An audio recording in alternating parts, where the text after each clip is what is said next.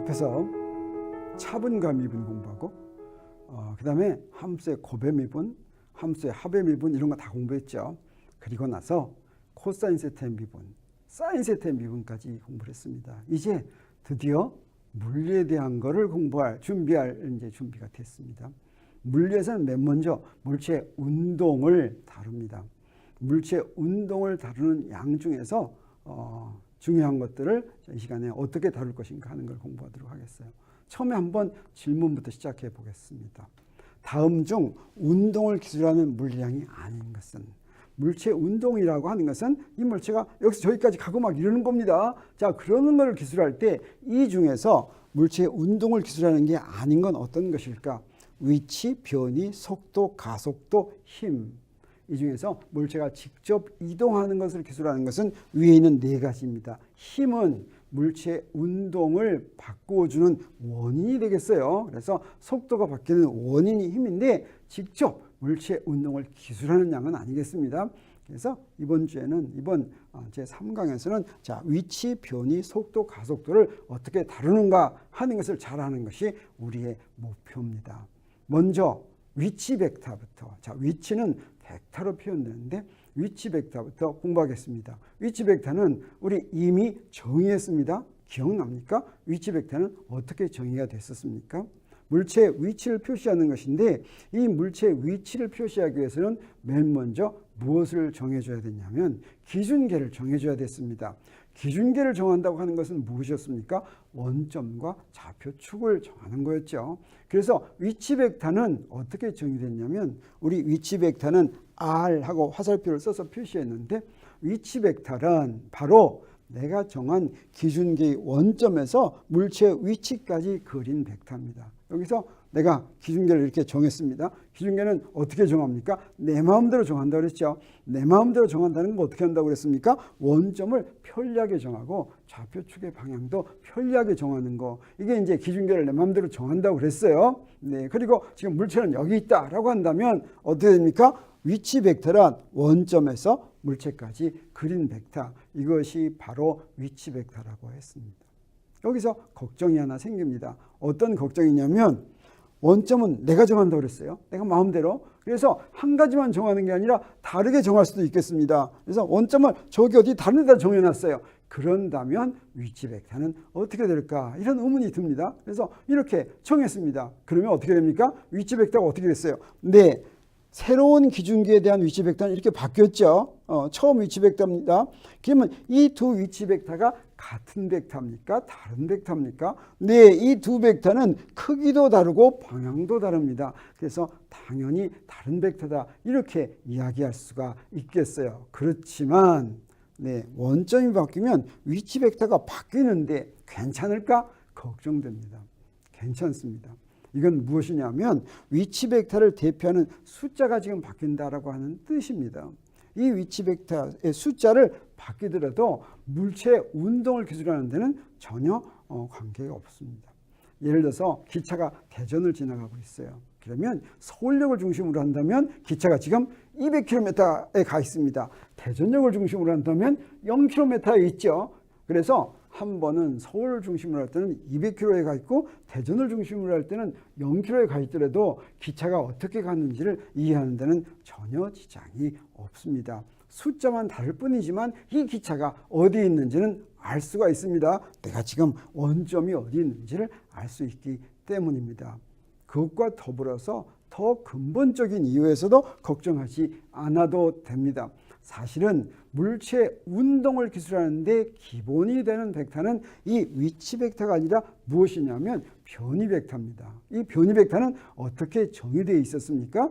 변이 벡터는 위치 벡터에 대한 차분입니다. 그래서 우리 조금 전에 벡터 함수의 차분을 공부했었죠. 네, 이게 지금 벡터인데 벡터의 차분이니까 R의 차분이면 어떻게 됩니까? R 프라임 빼기 R. R'이라고 하는 것은 무엇이에요? 나중에 위치 벡터입니다. 물체가 이동하면 나중에 위치 벡터에서 처음에 위치 벡터를 뺀 것입니다. 그래서 여기에 어떻게 하냐면 네, 기준계를 먼저 정하고 물체가 처음에는 여기 있었는데 그래서 처음에는 위치 벡터가 R이라는 데 있었어요. 이놈이 어떻게 변합니까?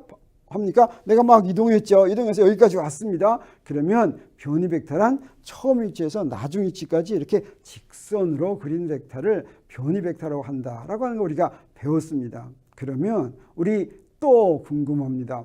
기준계의 원점을 바꾸면 변이 벡터는 어떻게 변할까? 네, 처음에 위치 벡터의 경우는 어땠습니까? 네, 이렇게 기준계의 원점을 바꿨습니다. 그러면 어떻게 됩니까? 이 위치 벡터는 이 위치 벡터로 바뀌었죠. 그 다음에 이 위치 벡터는 어떻게 됩니까? 이 위치 벡터로 바뀌었습니다. 그런데 변이 벡터는 어떻습니까? 변이 벡터는 기준계의 원점을 바꾸더라도 상관이 없습니다. 변이 벡터는 어떠냐면 원점과 관계없이 물체의 처음 위치에서 나중 위치로 그린 바로 벡터가 변이 벡터가 되죠. 물체의 운동은 봤더니 사실은 기준계 원점과 상관이 없다라고 하는 것을 우리 알았습니다. 이처럼 기준계 원점이 바뀌어도 변이 벡터는 바뀌지가 않고 사실은 내 기준계 원점을 어디다 정하냐라고 하는 것은 위치 벡터를 표시하는 숫자가 얼마가 될 것이냐 이거에만 관계를 하는데 변이 벡터를 대표하는 숫자는 바뀝니까? 안 바뀝니까? 안 바뀐다라고 하는 것을 우리 알았습니다. 네, 그러면 이번에는 변이 벡터가 있으면 변이 벡터의 크기와 거리를 한번 보도록 하겠습니다. 이게 어떻게 정의된 거냐면 집에서 출발했어요. 어디까지 왔습니까? 학교까지 왔어요. 올 때 어떻게 옵니까? 자, 이렇게 막 빙빙 돌아서 왔습니다. 그러면 거리라고 하는 것은 이걸 델타 S라고 표시한다면 내가 실제로 이동한 걸 전부 다 더한 경로의 길이 이게 바로 거리가 되겠습니다. 그런데 변이는 어떻게 한다고 그랬습니까? 이동 경로하고 상관없이 처음의 위치에서 나중의 위치까지 그대로 쫙 그린 거 이게 바로 변이라고 했죠. 그래서 우리 무엇을 알 수가 있냐면 우리 거리 델타 S는 물체가 집에서 출발해서 그림과 같은 경로를 따라서 학교에 도착할 때까지 간 경로를 전부 다 더하는 것이라면 네, 변이 DR은 델타 R은 집에서 학교까지 직접 직선으로 그린 벡터인데 여기서 눈으로 보더라도 무엇을 알 수가 있겠습니까? 델타 S는 자 여기서 양쪽에 이렇게 작대기를 그린 건 뭐냐면 그 안에 들어있는 벡터의 크기입니다. 변이 벡터의 크기란 여기서 여기가 직선 거리다 이렇게 얘기할 수가 있겠어요. 그러면 델타 X하고 변이 벡터의 크기는 두 개 비교하면 어떻게 써요? 여기서 보면 당연히 거리가 더 크죠. 델타 S가 더 크죠. 여기 등호가 있을 수도 있습니다. 등호는 어떤 경우냐면 네, 등호는 이동 방향을 바꾸지 않으면 성립합니다. 이동 방향을 바꾸지 않으면 어디로 가겠어요? 변이 가는 게 그대로 가겠죠. 그러면 변이의 크기와 거리의 크기가 같다고 하는 것을 우리가 알 수가 있겠습니다. 여기서 더 우리 뭘 알 수가 있냐면 변이가 이 차분이라고 그랬어요. 이 차분이 굉장히 작은 게 뭐라고 그랬습니까? 미분이라고 했습니다. 그래서 여기에 ds는 거리의 미분이에요. dr은 변이의 미분입니다. 이때는 항상 등호가 성립합니다. ds는 dr의 크기와 같다. 그래서 dr의 크기가 바로 ds다 이렇게 말할 수가 있겠어요. 왜 그렇겠습니까? 미분인 경우에는 미분은 어떻습니까? 중간에 아주 작은 경우죠. 중간에 방향을 바꿀 수 있는 시간적인 여유가 있습니까? 없습니까? 없습니다. 그래서 미분에서는 항상 미분의 거리는 바로 변이의 크기와 같다고 하는 것을 우리가 알 수가 있습니다. 우리 특히 직선 운동을 한다고 하겠어요. 1차원 운동합니다. 네, 1차원으로 쫙 난 길이 있어요. 자동차를 타고 옵니다. 자동차를 타고 오는데 중간에 자동차가 똑바로 오면 한 번에 쭉 오면 괜찮은데 오다가 이렇게 뒤로 갔다가 다시 온다고 그래 보도록 하겠어요. 그러면 무슨 일이 벌어집니까? 다시 오면 자동차가 직선도를 따라서 움직이는데 만약에 중간에 방향을 바꿔서 뒤로 가면 그러면 어떻게 되겠어요? 실제 거리는 어떻게 돼요? 실제 거리는 항상 변이의 크기보다 크겠죠. 변이란 처음의 위치에서 맨 나중의 위치까지 직선 거리가 바로 변이니까 항상 크겠죠. 그런데 바꾸지 않으면 어떻게 됩니까? 항상 델타 S는 항상 델타 R과 같겠죠. 그 크기와 같겠죠. 그래서 바꾸지 않으면 같다.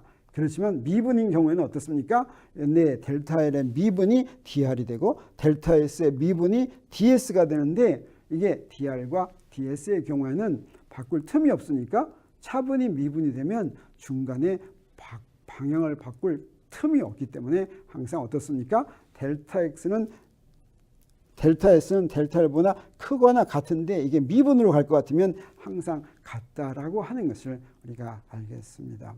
그래서 지금 이 시간에 배운 걸 잠깐 정리하면 위치와 변이는 위치 벡터는 기준대 원점이 바뀌면 바뀌지만 변이 벡터는 바뀌지 않는다. 그다음에 변이와 거리는 물체가 이동 방향을 바꾸지 않으면 변이의 크기와 거리가 같지만 이동 방향을 바꾸면 거리가 변이의 크기보다 더 크다. 그래서 우리 이렇게 쓸 수가 있겠죠. 그런데 미분 변이일 경우는 어떠냐? 미분 변이에서는 변이의 크기가 항상 거리와 같다. 그래서 이렇게 쓸 수 있다고 하는 것을 우리가 알 수가 있습니다.